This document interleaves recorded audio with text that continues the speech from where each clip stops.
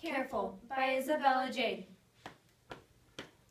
Vine Street was the main drag through town. It wasn't a particularly dangerous street, and although it had started to snow a little more heavily and the streets were getting slippery, Heidi felt safe driving a little above the speed limit. She pushed on the accelerator and went a little faster down the road. As Heidi glided down Vine Street, her phone buzzed 3 times. Her right hand let go of the steering wheel as she reached for her handbag in the passenger seat. Her hand went inside the bag, scrambling for her phone. She looked at the text message. It was from her boyfriend, Jackson. Heidi prided herself on her skill of not having to look at her phone when she was texting. She only needed to look down at it for a second to make sure she used the right buttons. She was about to hit send when our lives collided. She pounded on the brakes of her SUV as she flew through the red light, into the intersection, into the side of my car. If only I hadn't forgotten my phone in the dressing room at the Palace Boutique and then bought that stupid shirt after the girls and I were prom dress shopping. I would have been through the intersection minutes before. I wouldn't have been there to be struck by Heidi's SUV. Tom Petty's Free Fall had just come on the radio. I hadn't heard that song in a really long time, and I was singing to it. I had just turned the volume up, but the chorus never came. I'm glad the crash happened fast. I didn't even feel it. I didn't even hear the sound of the metal crunching. Heidi's jaw was bruised badly, and she was bleeding all over her sweater. She was coming from the mall when her car hit mine, shopping bags from the back seat, thrust forward, bursting in confetti mascara, lip gloss, shirts, and shoes. She was conscious, but the whiplash was so intense, and she was in too much pain to move. Then there was my car, or what was left of it. The silver ladybug charm that always hung from my rearview mirror, where it's been round and round, was gone. My white gown had gotten disheveled among my laptop, notebooks, and track bag. The center of my car looked as if someone had taken a piece of red construction paper and scrunched it in their hand.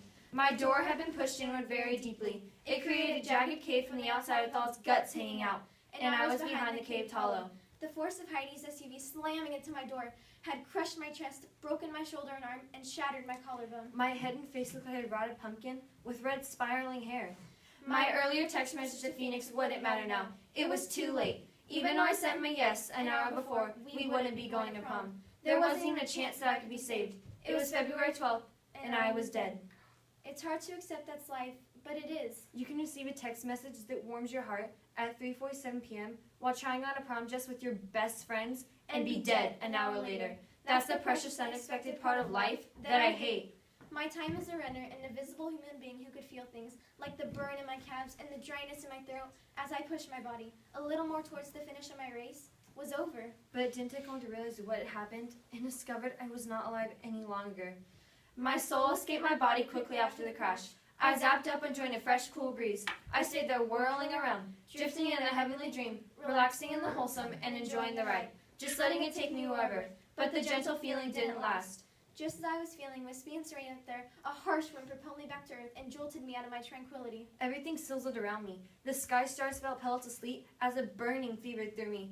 Then I heard the wail of sirens, saw bright red lights flashing, and heard frantic shouts coming from men in yellow and black uniforms. A shuffle of paramedics hurried to my car.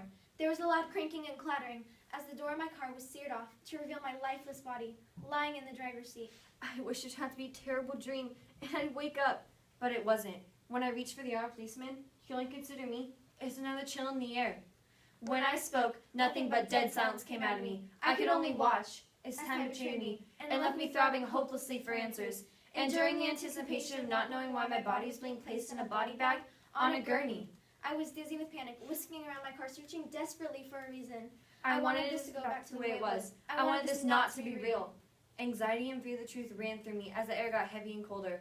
I reached for my arms, but I couldn't feel them. Or my legs. My neck, my stomach, my chest, they weren't mine anymore.